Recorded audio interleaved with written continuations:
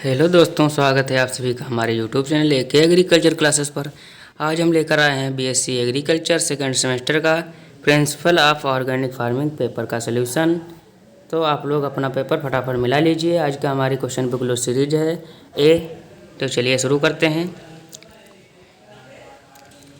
आज का हमारा पहला क्वेश्चन है, खेती की आधुनिकतम प्रणाली जिसमें खेती की लागतों में रसायनों का पूर्ण बहिष्कार किया जाता है तो उसे कहते हैं, तो उसे जैविक खेती कहते हैं। इसका ऑप्शन नंबर ए राइट हो जाएगा। अगला क्वेश्चन है हमारा, क्वेश्चन नंबर 2 है, इफॉर्म का पूरा नाम क्या होता है? तो इसका पूरा नाम होता है international federation of organic agriculture movement. इसका ऑप्शन नंबर सी राइट हो जाएगा। अगला क्वेश्चन है हमारा 3 नंबर होता है, जैविक खेती के प्रमुख घटक हैं। तो जैविक खेती के प्रमुख घटक हैं कार्बनिक खादें, जैव उर्वरक, वनस्पतिक अवशिष्ट पदार्थ। तो इसका ऑप्शन नंबर डी राइट हो जाएगा। अगला क्वेश्चन हमारा 4 नंबर, जैविक खेती के अंतर्गत जैव उर्वरक और जैव कीटनाशक इकाई के लिए पूंजीगत सब्सिडी क्या है? तो इसका ऑप्शन नंबर बी राइट हो जाएगा, 25%। अगला क्वेश्चन हमारा है 5 नंबर, नीची भूमि वाले धान के खेत के लिए उपयुक्त हरी खाद की फसल है। तो यह फसल ढैंचा है। इसका ऑप्शन नंबर बी राइट हो जाएगा। अगला क्वेश्चन हमारा 6 नंबर, ट्राइकोग्रामा का प्रयोग अधिकतर नियंत्रण करने के लिए किया जाता है। तो इसका नियंत्रण चना फली छेदक के लिए किया जाता है। अगला क्वेश्चन हमारा 7 नंबर, भारतीय मृदाओं में औसतन नाइट्रोजन पाया जाता है। तो भारतीय मृदाओं में औसतन नाइट्रोजन 0.03 से 0.07% तक पाया जाता है। अगला क्वेश्चन हमारा है 8 नंबर, अधिकतर पौध पोषक तत्व मृदा में क्रिया द्वारा नष्ट हो जाते हैं। तो इसका ऑप्शन नंबर ए राइट हो जाएगा, निछालन द्वारा नष्ट हो जाते हैं। अगला क्वेश्चन हमारा, केंचुए द्वारा छोड़े गए तरल अपशिष्ट पदार्थ को कहते हैं। तो केंचुए द्वारा छोड़े गए तरल अपशिष्ट पदार्थ को वर्मीवाश कहते हैं। इसका ऑप्शन नंबर बी राइट हो जाएगा। अगला क्वेश्चन हमारा 10 नंबर, सर्वप्रथम दलहनी राइजोबियम सहजीविता का अध्ययन किया। तो इसका अध्ययन श्री बी.एन. जोशी ने किया। इसका ऑप्शन नंबर सी राइट हो जाएगा। अगला क्वेश्चन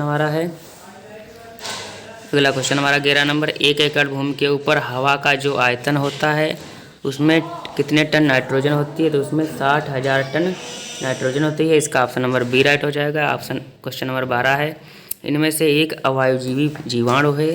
तो अवायुजीवी जीवाणु एजोटोबैक्टर होता है। इसका ऑप्शन नंबर ए राइट हो जाएगा। अगला क्वेश्चन हमारा है, वर्मीवाश में सूक्ष्म पोषक तत्व होते हैं। तो वर्मीवाश में सूक्ष्म पोषक तत्व जिबरेलिक अम्ल होता है, साइटोकाइनिन, लिपेज, ये तीनों होते हैं। इसका ऑप्शन नंबर डी राइट हो जाएगा, उपयुक्त सभी। अगला क्वेश्चन हमारा है 14 नंबर, एजोला रूब्रा है। तो एजोला रूब्रा इनमें उपयुक्त में से कोई नहीं। इसका ऑप्शन नंबर डी राइट हो जाएगा। अगला क्वेश्चन हमारा 15 नंबर है, नील हरित शैवाल आमतौर पर किस फसल में प्रयोग किया जाता है? तो नील हरित शैवाल धान की फसल में प्रयोग किया जाता है। इसका ऑप्शन नंबर ए राइट हो जाएगा। अगला क्वेश्चन हमारा 16 नंबर, जैविक उत्पादन के लिए राष्ट्रीय कार्यक्रम वर्ष किस वर्ष शुरू हुआ? तो यह इसका ऑप्शन नंबर सी राइट हो जाएगा, 2000 में शुरू हुआ। अगला क्वेश्चन हमारा है 17 नंबर, निम्नलिखित में से कौन सा एक भारी जैविक खाद है? तो इसका ऑप्शन नंबर डी राइट हो जाएगा। ये तीनों है, वर्मी कंपोस्ट है, गोबर की खाद है और कंपोस्ट खाद है। इसका ऑप्शन नंबर डी राइट हो जाएगा, ऑप्शन उपयुक्त सभी। 18 नंबर है क्वेश्चन, एजोटोबैक्टर फसल उत्पादन में की वृद्धि करते हैं। तो 15 से 22% की वृद्धि करते हैं। इसका ऑप्शन नंबर सी राइट हो जाएगा। अगला क्वेश्चन हमारा है 19 नंबर, दलहनी फसलों में राइजोबियम कल्चर ग्राम प्रति किलोग्राम बीज दर से करते हैं। तो इसका ऑप्शन नंबर सी राइट हो जाएगा, 20 से 25 ग्राम प्रति किलोग्राम बीज दर से करते हैं। अगला क्वेश्चन हमारा 20 नंबर है, अपशिष्ट पदार्थ से बने सड़े हुए कार्बनिक पदार्थ के ढेर को कहते हैं। तो इसे कंपोस्ट कहते हैं। इसका ऑप्शन नंबर ए राइट हो जाएगा। अगला क्वेश्चन हमारा 21 नंबर है, नील हरित शैवाल की प्रजाति है। तो नील हरित शैवाल की प्रजाति एनाबिना, नास्टाक, ओलोसिरा, ये सभी हैं। तो इसका ऑप्शन नंबर डी राइट हो जाएगा, उपयुक्त सभी। अगला क्वेश्चन हमारा है, निम्नलिखित में से कौन हरी पत्ती वाली खाद है? तो इसका ऑप्शन नंबर बी राइट हो जाएगा, करंज पत्ती। अगला क्वेश्चन हमारा है 23 नंबर, कंपोस्ट खेत में लगाने के लिए तैयार होती है। तो कंपोस्ट 3 से 4 माह तक लगाने के लिए तैयार होती है। इसका ऑप्शन नंबर ए राइट हो जाएगा।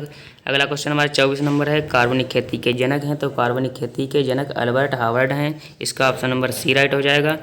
अगला क्वेश्चन हमारा है 25 नंबर, मूंगफली की खली में नाइट्रोजन प्रतिशत होता है। तो मूंगफली की खली में नाइट्रोजन प्रतिशत 7.3 होता है। अगर आप लोगों को हमारी वीडियो अच्छी लग रही हो तो लाइक कर दें। अगला क्वेश्चन हमारा 26 नंबर है, निम्नलिखित में से कौन सी अघात तेल खली है? तो अरंडी की खली होती है, इसका ऑप्शन नंबर सी राइट हो जाएगा।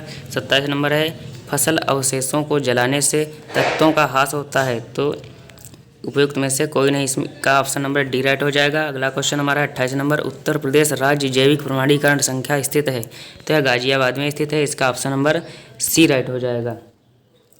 अगला क्वेश्चन हमारा है 29 नंबर, गाजर घास के प्रति पौधा प्रतिवर्ष बीज उत्पादित होते हैं, तो 10,000 से 25,000 उत्पादित होते हैं, इसका ऑप्शन नंबर सी राइट हो जाएगा। अगला क्वेश्चन हमारा, लेंटाना कैमरा खरपतवार का जैविक नियंत्रण किया जाता है, तो यह एग्रोमाइजा लेंटाना के लार्वा द्वारा किया जाता है, इसका ऑप्शन नंबर ए राइट हो जाएगा।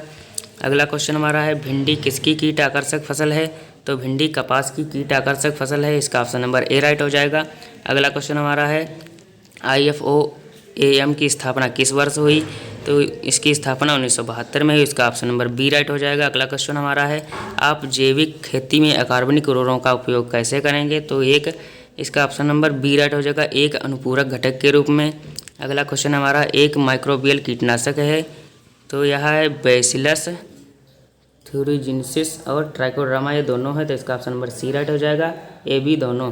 अगला क्वेश्चन हमारा है 35 नंबर, वर्मी कंपोस्ट में नाइट्रोजन फास्फोरस तथा पोटास की प्रतिशत मात्रा कितनी होती है?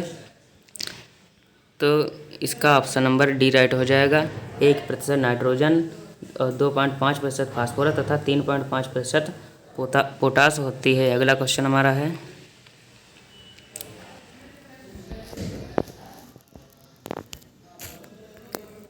अगला क्वेश्चन है हमारा 36 नंबर, कौन सा देश जैविक खेती के अंतर्गत अधिकतम क्षेत्रफल में है?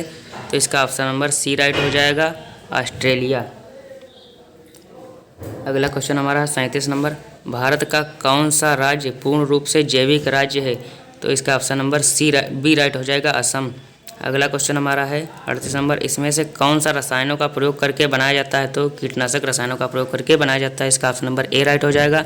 अगला क्वेश्चन हमारा है 39 नंबर, जैविक खाद की खेती की लागत है, तो यह पारंपरिक खेती से कम लागत होती है, इसका ऑप्शन नंबर ए राइट हो जाएगा। अगला क्वेश्चन हमारा 40 नंबर, एजोला एक जैव उर्वरक है, तो जो फसल की उपज को बढ़ाता है या 30% तक फसल की उपज को बढ़ाता है, इसका ऑप्शन नंबर ए राइट हो जाएगा। अगला क्वेश्चन हमारा 41 नंबर है, जैविक खेती के प्रमुख सिद्धांत हैं, तो जैविक खेती के प्रमुख सिद्धांत फसल चक्र, जैविक चक्र, मिश्रित खेती तीनों हैं, इसका उपयुक्त सभी ऑप्शन नंबर डी राइट हो जाएगा। अगला क्वेश्चन हमारा है 42 नंबर, खेत में हरी खाद की फसल को उगाना तथा उसको उसी खेत में हरी अवस्था में समाविष्ट करना कहलाता है, तो यह हरी पत्ती खाद कहलाता है, इसका ऑप्शन नंबर ए राइट हो जाएगा। अगला क्वेश्चन हमारा है 43 नंबर, निम्नलिखित में से कौन नाइट्रिफिकेशन अवरोधक है?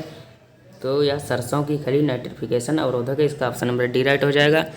अगला क्वेश्चन हमारा 44 नंबर, जैविक खेती का महत्व और लाभ क्या है? तो जैविक खेती का महत्व और लाभ, मिट्टी के स्वास्थ्य में वृद्धि और पर्यावरण के अनुकूल, कोई रासायनिक उपयोग नहीं, इसका ऑप्शन नंबर डी राइट हो जाएगा, उपयुक्त सभी। अगला क्वेश्चन हमारा 45 नंबर है, कंपोस्ट बनाने की बेंगलोर विधि किसने दी? तो CN आचार्य ने दी, इसका ऑप्शन नंबर सी राइट हो जाएगा। अगला क्वेश्चन हमारा 46 नंबर, खरपतवार नियंत्रण की यांत्रिक विधि नहीं है, तो खरपतवार नियंत्रण की यांत्रिक विधि फसल चक्र नहीं है, ऑप्शन नंबर ए राइट हो जाएगा। अगला क्वेश्चन हमारा है, केंचुआ दैनिक भोजन सामग्री अपने शरीर से कितने गुना अधिक वजन तक खाता है? तो यह 4 से 5 गुना अधिक वजन तक खाता है, इसका ऑप्शन नंबर बी राइट हो जाएगा। अगला क्वेश्चन हमारा 48 नंबर है, जैविक खेती का मुख्य उद्देश्य है, जैविक खेती का मुख्य उद्देश्य मिट्टी की उर्वरता को बनाए रखना व बढ़ाना होता है, इसका ऑप्शन नंबर सी राइट हो जाएगा। अगला क्वेश्चन हमारा 49 नंबर है, जैविक खेती आंदोलन वर्ष में प्रारंभ हुआ? तो यह 1930 वर्ष में प्रारंभ हुआ, इसका ऑप्शन नंबर ए राइट हो जाएगा। अगला क्वेश्चन हमारा है 50 नंबर, सीरे में पाया जाता है, तो सीरे में 3% नाइट्रोजन तथा 3 से 5% पोटास पाया जाता है, इसका ऑप्शन नंबर ए राइट हो जाएगा। अगला क्वेश्चन हमारा है 51 नंबर, पशुओं के मूत्र और मल से युक्त धारा प्रवाह में अर्ध तरल पदार्थ को कहते हैं, तो इसे स्लज कहते हैं, इसका ऑप्शन नंबर ए राइट हो जाएगा। अगला क्वेश्चन हमारा है 52 नंबर, पोल्ट्री खाद में पाया जाता है, तो इसमें 2% नाइट्रोजन, 3% फास्फोरस तथा 1.2% पोटास पाया जाता है, इसका ऑप्शन नंबर ए राइट हो जाएगा।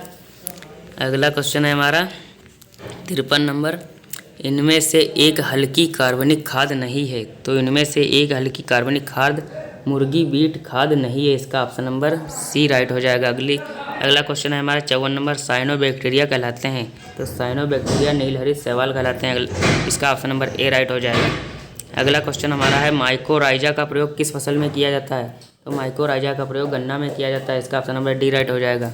अगला क्वेश्चन हमारा 56 नंबर है, इनमें से फास्फोरस घोलक जीवाणु हैं। तो फास्फोरस घोलक जीवाणु, इसका ऑप्शन नंबर डी राइट हो जाएगा। दोनों बा तथा सा, सीडोमोनास तथा बेसिलस पॉलीमिक्सा। अगला क्वेश्चन हमारा है, अगला क्वेश्चन है 57 नंबर, वर्मी कंपोस्ट बनाने के लिए उपयुक्त केंचुआ का वर्ग है। तो केंचुआ का वर्ग होता है एपीजेइक। इसका ऑप्शन नंबर सी राइट हो जाएगा। अगला क्वेश्चन हमारा है, अनाज, तिलहन एवं सब्जियों की फसल के लिए वर्मी कंपोस्ट की अनुशंसित मात्रा है। तो वर्मी कंपोस्ट की अनुशंसित मात्रा 0.8 से 1 टन प्रति हेक्टेयर होती है। इसका ऑप्शन नंबर बी राइट हो जाएगा। अगला क्वेश्चन हमारा 59 नंबर, अनाज की फसल के लिए नाइट्रोजन स्थिरीकरण जीवाणु है। तो इसका ऑप्शन नंबर ए राइट हो जाएगा, एजोटोबैक्टर। अगला क्वेश्चन हमारा 60 नंबर, निम्नलिखित में से कौन जैव शाकनाशी है। तो इसका ऑप्शन नंबर डी राइट हो जाएगा, उपयुक्त सभी। ये तीनों जैवनाशी हैं, डिवाइन, कोलेगो और बायोपोलेरिस। अगर आप लोगों को हमारी वीडियो अच्छी लगी हो तो प्लीज़ लाइक, सब्सक्राइब तथा शेयर जरूर करें। मिलते हैं अगले वीडियो में। थैंक्स फॉर वॉचिंग दोस्तों।